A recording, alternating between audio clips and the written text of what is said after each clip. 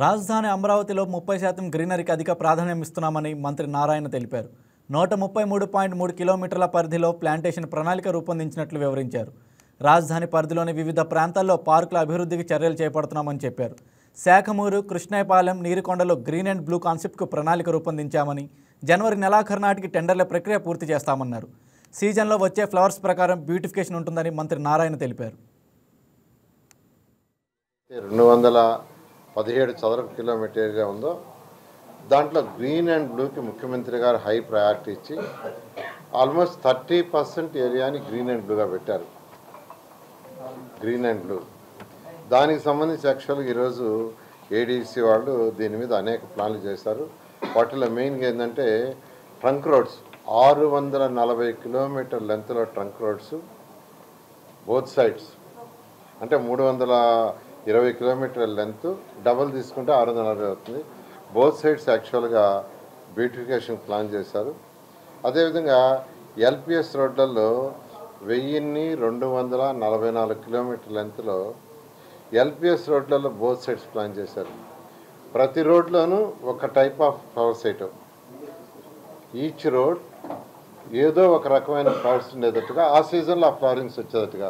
ఎందుకంటే కొన్ని సీజన్లో కొన్ని ఫ్లవర్స్ వస్తాయి, కొన్ని సీజన్లో కొన్ని ఫ్లవర్స్ వస్తాయి. అందుకని దాన్ని సైంటిఫిక్గా ఆలోచించి డిఫరెంట్ కంట్రీస్లో ఎలా ఉంటాయో స్టడీ చేసి దానికి వచ్చారు. అదేవిధంగా సెంట్రల్ మీడియన్స్ ఏదైతే ఉందో 450 కిలోమీటర్ లెంత్లో సెంట్రల్ మీడియాలో యాక్చువల్గా బ్యూటిఫికేషన్కి ప్లాంటేషన్ ప్లాన్ చేశారు. అదేవిధంగా 133.3 కిలోమీటర్ లెంత్లో బఫర్ జోన్స్లో 22 రోడ్స్లో యాక్చువల్గా ప్లాంటేషన్ ప్లాన్ చేశారు.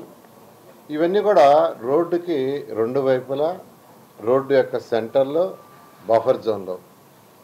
ఇవి కాకుండా గ్రీనరీ డెవలప్ చేయడానికి పబ్లిక్ రిక్రియేషన్ పార్క్స్ అని 190 ఎకరాలతో శాఖమూరు పార్క్ డెవలప్ చేస్తున్నారు. శాఖమూరు పార్కు 190 ఎకరాలతో. అదేవిధంగా మల్కాపురం దగ్గర 21 ఏకర్స్తో మరొక రిక్రియేషన్ పార్క్ డెవలప్ చేస్తున్నారు. అది కాకుండా లంగ్ స్పేస్ పార్క్ అని 31 ఎకరాలతో అనంతవరం దగ్గర. అది కాకుండా బయోడైవర్సిటీ పార్కు 200 ఎకరాలతో కొరగల్లు దగ్గర. ఇది కాకుండా ఎల్పిఎస్ పార్కులు, అంటే లేఅవుట్స్ ఏదైతే ఉన్నాయో ఆ లేఅవుట్స్లో 497 పార్కులు చిన్నవి, మీడియమి డెవలప్ చేస్తున్నారు.